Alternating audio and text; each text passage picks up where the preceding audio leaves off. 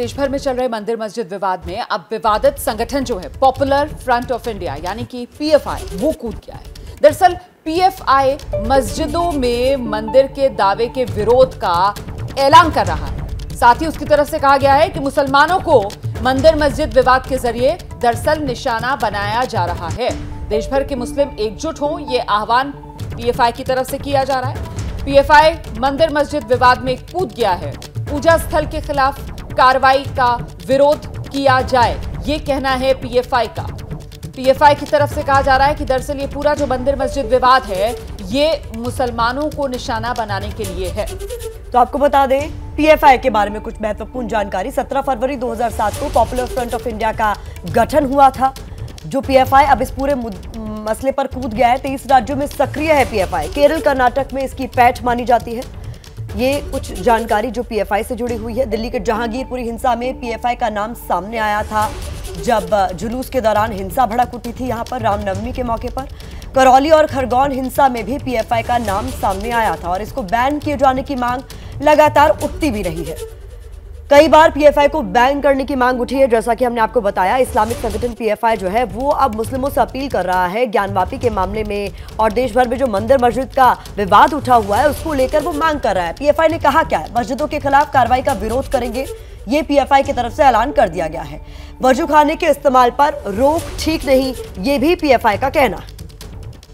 मंदिर मस्जिद विवाद 1991 के वर्शिप कानून के खिलाफ है ये पीएफआई का कहना है। ओम प्रकाश तिवारी फोन लाइन पर जुड़ गए, उनका मैं रुख करना चाहूंगी। ओम प्रकाश तिवारी, लगातार पीएफआई को बैन करने की मांग की जाती है और इस बीच उसकी ये मांग ये अपील मुसलमानों से।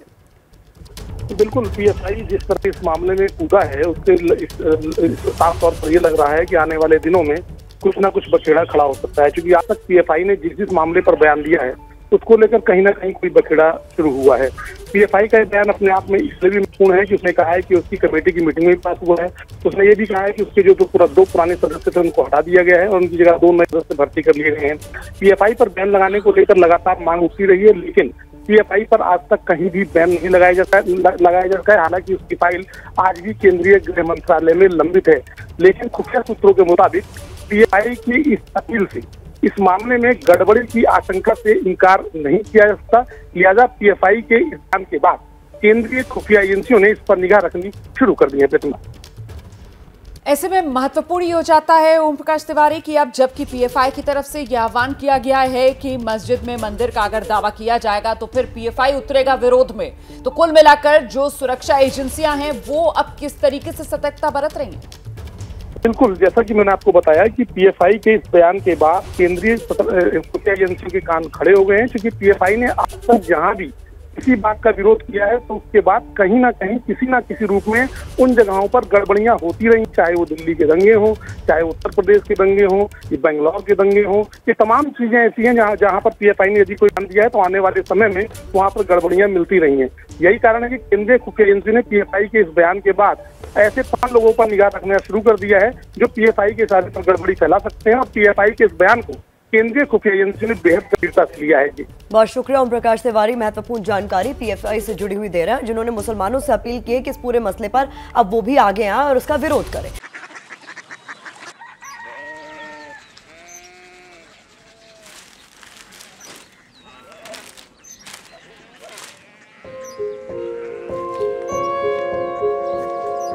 बाबा बाबा कोरिया सिटी जानी ना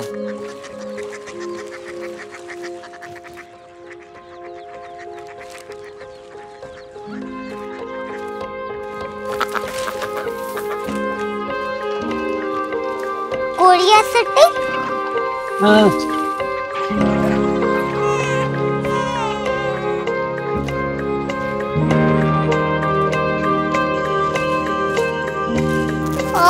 कोरिया सिटी कहाँ पे है? शहर अंग्रेजी लगे हैं।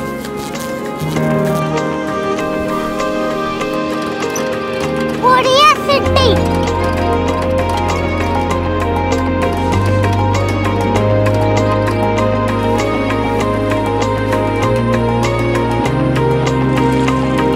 वो बहुत दूर है।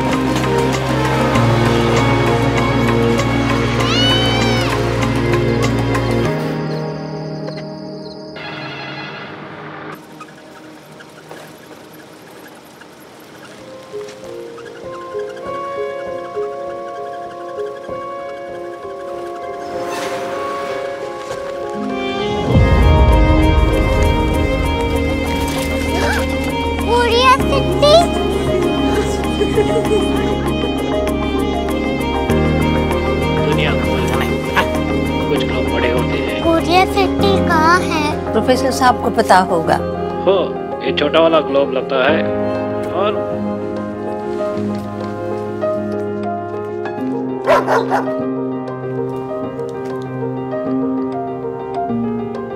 पता नहीं, मेरी बेटी से जाके मिल लो, शायद उसे मालूम हो।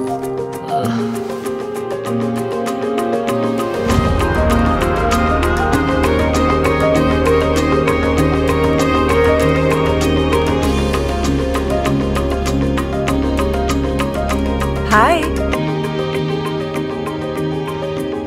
बाबा ने भेजा है। Come here. Curiosity. Korea city नहीं, क्यूरियोसिटी। वो क्या? That's what brought you here? जो तुम्हें यहाँ तक ले आया। क्यूरियोसिटी।